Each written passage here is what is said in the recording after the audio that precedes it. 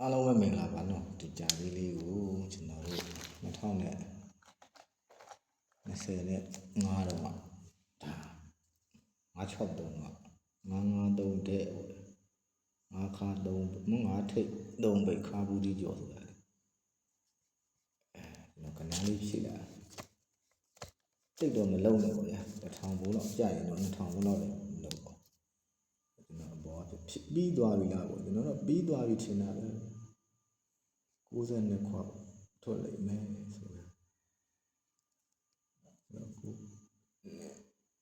ချာနေကိုနားဖြစ်မှာနော်ချာတော့ရှေ့ချာတောင်းညာကို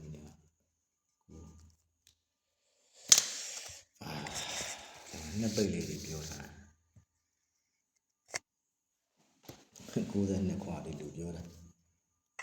ပြပြဒါခွန်တလုံးမှတ်တာပေါ့နော်ကြိုက်လဲထိုးပေါ့နော်ကျွန်တော်တို့အများကြီးတော့မထိုးဘူးပြီးတော့ထင်တာဆက်ပေးရင်လည်းပေးပေါ့ဒါတစ်လိုင်းပေါ့နှစ်လိုင်းသုံးလိုင်းပြပြီဒီမှာနှစ်လို့ပိတ်တပင်ကြီးပြပညာကနှစ်လို့ပိတ်တယ်နဲ့တပင်နှစ်ပင်ဒီနှစ်ပိတ်ကနေတပင်နှစ်ပင်သုံးပင်လေးပင်ငါးပင်6ပင်9ပင်10ပင်အဲ့ဒါ10ပင်မှာကျွန်တော်တို့ခွန်တလုံးနောက်တစ်ခါဒီနှစ်ပိတ်ကိုနှစ်လို့ပိတ်တာနဲ့10ပင်မှာခွန်တလုံးဒီနှစ်ပိတ်ကိုနှစ်လို့ပိတ်တာနဲ့ပင်ညာကိုင်းနှစ်ချာကအဲ့နှစ်ပိတ်ကနေ10ပင်မှာဒီကြာသေးမှာခွန်တလုံးနောက်တစ်ခါဒီနှစ်ပိတ်ကိုနှစ်လို့ပိတ်တာနဲ့အဲ့နှစ်ပိတ်ကနေဒီ10ပင်မှာခွန်တလုံးအဲ့တော့ဒီနှစ်ပိတ်ကိုနှစ်ပိတ်မလားပေါ့အဲ့တော့ပြောပြအဲ့တော့ဒီနှစ်ပိတ်ကနေခွန်တလုံးထည့်တာနဲ့ဒီကြာသေးသူ့ရဲ့နောက်ကကြာသေးကိုမတ်တက်ပြခွန်ပိတ်ကခွန်ပိတ်ပိတ်တူပိတ်ပေါ့နော်အဲ့တော့ဒီနှစ်ပိတ်ကိုနှစ်လမ်းပိတ်တာနဲ့အဲ့နှစ်ပိတ်ကနေဒီကြာသေးကိုခွန်တလုံးထည့်တာနဲ့အဲ့သူ့ရဲ့နောက်ကကြာသေးကိုအဲ့တော့ဒီ3ပိတ်က3ပိတ်ပိတ်တူပိတ်ပေါ့ဗျာအဲ့တော့ဒီနှစ်ပိတ်ကိုနှစ်ပိတ်ထည့်တာနဲ့သူ့ရဲ့နောက်နဲ့10ပိတ်မြောက်ကဒီကြာသေးခွန်တလုံးထည့်တာနဲ့ဒီကြာသေးမှာ9ပိတ်က9ပိတ်ပေါ့အဲ့တော့ဒီနှစ်ပိတ်ကိုနှစ်ပိတ်တာနဲ့သူ့ရဲ့နောက်ကဒီကြာသေးခွန်တလုံးထည့်တာနဲ့ဒီကြာသေးမှာခွန်ပိတ်ကခွန်ပိတ်ဒါလေးတက်ခွန်အောင်သွားလဲအဲ့တိုင်းအသေးတန်လိုက်ပြရိုက်ပြတာပြောတာနော်အဲ့တော့အဲ့လိုထည့်တာနဲ့ကျွန်တော်ကအဲ့ကနေကျွန်တော်တို့ပင်ညာကိုက်ဒီနှစ်ပိတ်ရဲ့ဆောင်းလေးမှာပရိတ်တီက140တီ5ဒုတိယလည်းဒီနှစ်ပိတ်ရဲ့ပင်ညာကိုက်မှာခွန်63တီက6တတိယမှာလည်းဒီနှစ်ပိတ်ရဲ့ဒီဆောင်းလေးမှာကျွန်တော်တို့အဲ့တော့6 4ခွန်တီကခွန်စတုထမှာလည်းဒီနှစ်ပိတ်ရဲ့ဒီနောက်ကြာဒီလေးမှာ116တီက8ရိုက်တယ်အဲ့တော့စီနီယာခေါ်ပြီပေါ့ဗျာအဲ့တော့ဒီ3လုံး9ရိုက်တာနဲ့အပိတ်3လုံး3ည6 3ညတီက6အဲ့တော့ဒီ3လုံး6ရိုက်တာနဲ့395တီကခွန်ဒီမှာခွန်လို့ရေးထားတယ်2025ပြတာအဲ့တော့ဒီ3လုံးခွန်လို့ရိုက်တာနဲ့ခွန်96တီက8ဒီမှာ8လို့ရေးထားတယ်ဒီ3လုံး8လို့ရိုက်တာနဲ့ကျွန်တော်တို့အဲ့ဒီမှာ6 3ည3တီက9ဖြစ်တယ်ပေါ့အဲ့ကနေစစ်လိုက်အဲ့လိုရိုက်တာနဲ့ဒီ3လုံး9ကနေတပင်2ပင်3ပင်4ပင်မှာခုနကပိတ်တူပိတ်ကနေမက်တက်ဖြစ်3လို့ထိတ်8လို့ထိတ်5လို့ထိတ်ထိတ်3လုံး9အဲ့တော့ဒီ3လုံး9လို့ဖြစ်တာနဲ့ဒီကြာသေးမှာဒီပိတ်တူပိတ်မက်တက်ဖြစ်6လို့ထိတ်4လို့ထိတ်5လို့ထိတ်ထိတ်3လုံးဒီ9အဲ့တော့ဒီ3လုံးခွန်လို့ရိုက်တာနဲ့ဒီကြာသေးမှာပိတ်တူပိတ်ဖြစ်တာနဲ့မက်တက်ဖြစ်သူ့ရှိတိုင်းပဲ2လို့ထိတ်3လို့ထိတ်3ညလို့ထိတ်ထိတ်3လုံးဒီ9အဲ့တော့ဒီ3လုံး8လို့ဖြစ်တယ်နဲ့သူ့ရဲ့နောက်ဒီကြာသေးမှာကျွန်တော်တို့ဒီပိတ်တူပိတ်ဖြစ်တာနဲ့4လို့ထိတ်6လို့ထိတ်5လို့ထိတ်ထိတ်3လုံးဒီ9ဟိုဘက်က3ပိတ်ထည့်ပြတယ်ဒါဆို53ခွာခါဘူးပြီးကျော်953တဲ့ဆိုပြီးရေးပြရတယ်အဲ့တော့လာပြီအဲ့တော့ဒီမှာနှစ်ကတ်ခွန်ပိတ်တွေဖြတ်တာအဲ့တော့ကျွန်တော်တို့ဆိုတာကအဲ့လိုဖြစ်တာနဲ့ကျွန်တော်တို့ဒီထိတ်3လုံး9ကိုတပင်2ပင်3ပင်4ပင်မှာထိတ်3လုံး9ရိုက်ပြမရိုက်ခင်ကိုကျွန်တော်ပြောပြမယ်နော်အဲ့တော့ဒီထိတ်3လုံး9ကိုဒီကြာသေးကိုဒီခုနကခွန်တလုံးထည့်အဲ့ထည့်တဲ့ကြာသေးမှာသူကဒီခါရဲ့အပိတ်ရဲ့က3ညဖြစ်တယ်ခွန်တလုံးထည့်တယ်ပေါ့နော်ထပ်ပြောမယ်ဒီ3လုံး9ကိုကျွန်တော်တို့ဒီ3လုံး9လို့ဖြစ်တာနဲ့သူ့အောက်ကကြာသေးဒီခွန်ကိုခွန်တလုံးထည့်တာနဲ့1ခွန်2ဆိုတာကသူက3ညဖြစ်တယ်1ခါခွ ခွန်ပိတ်နှစ်ပိတ်က3ညဖြစ်တယ်အဲ့တော့ဒီ3လုံး5ကိုဒီကြာစည်းမှာကျွန်တော်တို့ခုနလိုပဲအဲ့တော့2 1ခွန်ဒီအပိတ်3လုံး3ညဖြစ်တယ်အဲ့တော့ဒီ3လုံး5လို့ဖြစ်တာ ਨੇ သူ့ရဲ့နောက်ကသူကလည်းခွန်ထည့်တယ်နော်ဒီမှာဒီခွန်ကိုခွန်ထည့်တယ်ဒါနှလုံးထည့်တယ်ဒီ3လုံး5ဖြစ်တာ ਨੇ သူ့ရဲ့နောက်ကကြာစည်းကိုဒီခွန်ကိုလည်းခွန်ထည့်ရမယ်2 1ခွန်ပေါ့နော်အဲ့တော့ကျွန်တော်တို့ဒီခွန်ပိတ်တူပိတ်ကနေထိတ်3လုံး5ဖြစ်တာဒီကြာစည်းဒီခွန်ကိုခွန်ထည့်ရမယ်နှစ်ခါတက်ပိတ်ခွန်ပိတ်တွေလည်း3ညဖြစ်တယ်ပေါ့ခွန်တစ်လုံးထည့်အဲ့ဒါကိုကျွန်တော်ကဖြတ်တာဘယ်လိုဖြတ်တယ်လဲဆိုမှန်တယ်ဒီထိတ်3လုံးပိတ်တူပိတ်ထိတ်3လုံး5ကိုခွန်တစ်လုံးထည့်တာ ਨੇ ဒီလိုလဲ3ညဖြစ်တယ်နော်အဲ့တော့ကျွန်တော်ဒီလိုပြန်ဆိုတယ်ဒါသွားမှာတော့ဒီနှစ်ပိတ်နှစ်ပိတ်နှစ်ပိတ်နှစ်ပိတ်နှစ်ပိတ်ဒီဒါတွေကြီး3အောင်မှာရေးပြထားတာပေါ့နော်အဲ့တော့ကျွန်တော်ကဒီနှစ်ပိတ်ကိုနှစ်လို့ခါထဲဒီကလည်းအမှန်ပဲเนาะဒီကလည်းအမှန်ပဲဒီထိတ်3လုံး5ကိုဒီခွန်ကိုခွန်ထဲတာနဲ့1ခွန်နဲ့ဒီ3ညဖြစ်တယ်ပေါ့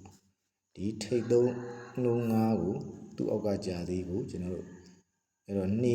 1ခွန်ဒီလည်း3ညဖြစ်တယ်ခွန်တစ်လုံးထဲတယ်ဒီထိတ်3လုံး5ကိုသူ့အောက်ကြာသေးဒီခွန်ကိုတဲ့2 1ခွန်3ညဖြစ်တယ်ခွန်တစ်လုံးထဲတယ်ဒီထိတ်3လုံး5ကိုသူ့ရဲ့နောက်ကကြာသေးဒီခွန်ကိုလည်းအဲ့တော့ကျွန်တော်တို့2 1ခွန်လို့ထည့်ရတဲ့3ညဖြစ်တယ်ပေါ့အဲ့ဒါကိုကျွန်တော်အဲ့လိုဖြစ်တာနဲ့ကျွန်တော်ကလိုက်လိုက်တာပေါ့အဲ့ဒီကြာစီပထမသွားတာ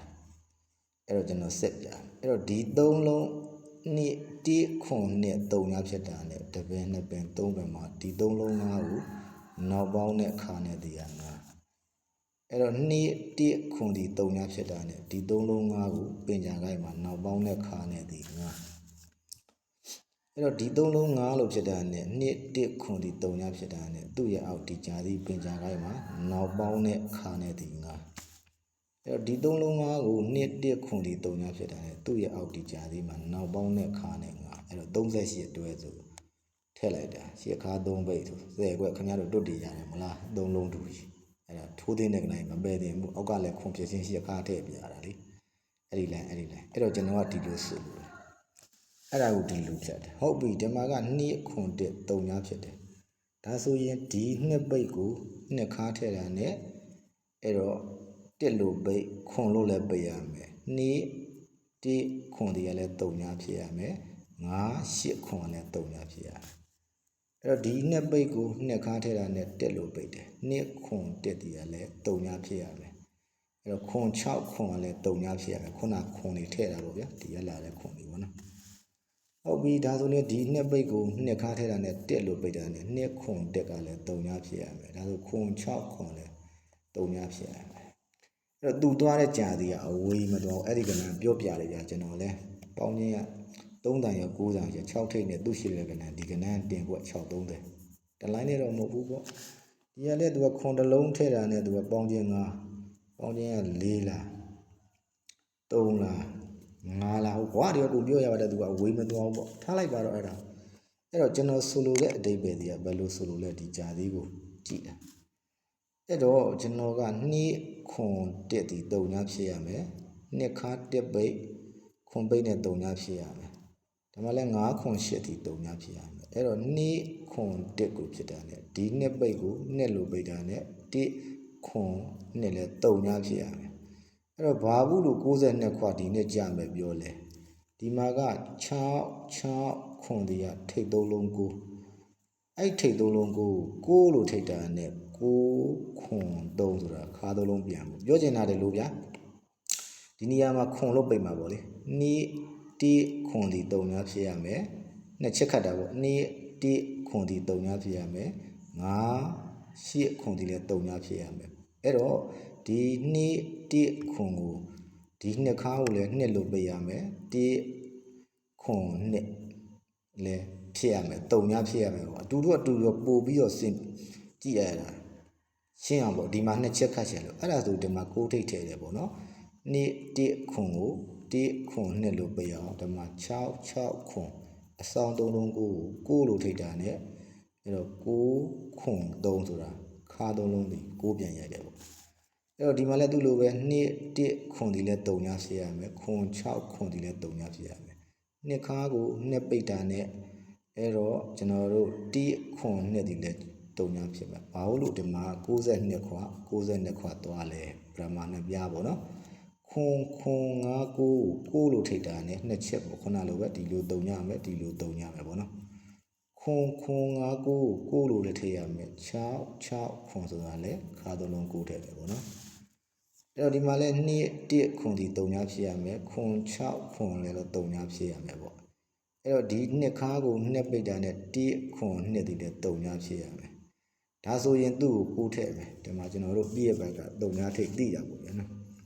ကျွန်တော်ကမကြိုက်လို့ပေါင်းချင်းနေတယ်ဒီမှာက963 3ပိတ်86 963 866တုံညာကိုဒီမှာခုနလိုပဲ9ပေါ့နော်ဇောင်း9 36တုံညာဆိုတာ9အဲ့စောင်း3လုံး9လို့လည်းထည့်ရမယ်ခါ3လုံးက9ထည့်ရင်8ဆိုတော့3ခါအဲ့ဒါသူ့ကိုအတက်ပေးမယ်ဆိုရင်တော့ကျွန်တော်တို့9 3နဲ့လို့တဲကြတယ်အများကြီးတော့မလုံးနဲ့ဘာလို့လဲဆိုတော့ဒီမှာ62ခွကြာမယ်ဆိုဒီမှာ9ခွန်နဲ့ထွက်တာမလား9ထိတ်နှစ်ပိတ်ထွက်တာမလားအဲ့နှစ်ပိတ်တဲ့ကဏ္ဍကလည်း9နှစ်ကလည်းတုံညာဖြစ်နေလို့အများကြီးတော့မလုံးနဲ့ပေါ့နော်အဲ့တော့သူ့ပုံစံတိုင်းထည့်ပေးရင်နော်ဒီလိုရှင်းအောင်ပြောလိုက်မယ်နော်အဲ့တော့ဒီနှစ်ပိတ်ကိုနှစ်ပိတ်တာနဲ့အပိတ်3လုံးတုံညာ9ထိတ်ဆိုတဲ့ကဏ္ဍဒီကဇောင်း3လုံး9လို့ထိတ်တာနဲ့ခါ3လုံးပြန်9ပေါ့နော်ဒီနှစ်ခါကိုနှစ်ပိတ်တာနဲ့ဒီပိတ်3လုံး1ခွန်နဲ့ဖြစ်ရမယ်9ထိပ်ပါလို့ထည့်တယ်လေဒီဇောင်း3လုံး9ထိပ်ထည့်ရတဲ့ခါ3လုံးပြန်9တယ်ပေါ့နော်ဒီနှစ်ခါကိုနှစ်ပိတ်တာနဲ့1ခွန်နှစ်က3ညာဖြစ်ရမယ်ဘာလို့9ထိပ်ထည့်တယ်လဲဇောင်း3လုံး9ထိပ်ထည့်ရတဲ့ခါ3လုံး9တယ်ပေါ့နော်အဲ့တော့ဒီနှစ်ခါကိုနှစ်ပိတ်ထည့်ရမယ်1ခွန်နှစ်ဒီ3ညာဖြစ်ရမယ်သူ့လိုပဲဒီမှာကဇောင်း9ကဖြစ်နေတယ်ပေါ့နော်3ပိတ်6ပိတ်3ပိတ်6ခါဒီမှာက3ညာထိပ်နော်ဒီမှာ563ထွက်တယ်866ထွက်တယ်3ညာ9ထွက်တယ်36ဆိုတော့ဒီမှာ3ညဆိုတော့9ဖြစ်လို့အဲ့ဒီ9ကိုထိတ်လို့ဖြစ်တယ်နဲ့ဒီမှာ8ဆိုတော့9ဖြစ်အောင်ဒီ3လုံး9ကို9ထိတ်မယ်လी8ဆိုတော့3ခါအဲ့တော့9 3နဲ့တဲ့ဘာလို့လဲဆိုကျွန်တော်မထွက်ခင်လေအဲ့မှာ62ခွပြခဲ့တော့9ခွန်နဲ့တော့ဒီဟိုလိုင်းကလည်း62ခွရှိတယ်ပြလို့အဲ့ဒါမှာဒီမှာ9ခွန်နဲ့ထွက်တော့ဒီမှာနှစ်ပိတ်ခံရတဲ့ကနိုင်သူ့လိုပဲ9နှစ်ဒီ3ညဖြစ်လို့အများကြီးတော့မထိုးနဲ့ပေါ့နော်အဲ့တော့ဒီပရိတ်လေးတွေကတော့ကျွန်တော်နောက်ကြရင်ရိုက်ပြမယ်ပေါ့နော်ဒါကတော့ခင်ဗျားတို့အကုန်ပြပြီးသားဒီကျွန်တော်တို့ဒီမှာက3ည9ခွန်လို့ကြာတာနဲ့တနေ့နဲ့3နဲ့4နဲ့ပရိတ်လေးအဲ့ပရိတ်လေးကိုသူကပရိတ်လေးခံပြီးမှခါ3လုံးကြီး4နဲ့ကြာတာပေါ့နောက်တစ်ခါပြန်ကြည့်အောင်အဲ့တော့863ဒါကုန်ပြဦးတယ်နော်145ဒဲဆော်ဆိုတာ863 959ကြာတာနဲ့ဒီကနန်းလေးတူနေရတယ်အဲ့တော့သူ့ရဲ့အနောက်မှာဒီကနန်းကိုတနည်းနဲ့3နဲ့4နဲ့မှာပေါ့လေပရိတ်လေးဒီမှာက2 93အဲ့တော့ဒီမှာသူ့လိုပဲ3ည9ခါ3လုံး9နဲ့ပရိတ်လေးပေါ့နော်အဲ့တော့ဒီမှာလဲကျွန်တော်တို့93ည3ည93ညခွန်ကအရင်ကြပြီမှာ3ည9ခွန်ရင်ကြဒါဆိုရင်863 959 93ညခွန်တို့ရတယ်သူ့လိုပရိတ်လေးကိုရိုက်မယ်ခုနက93နှစ်ကို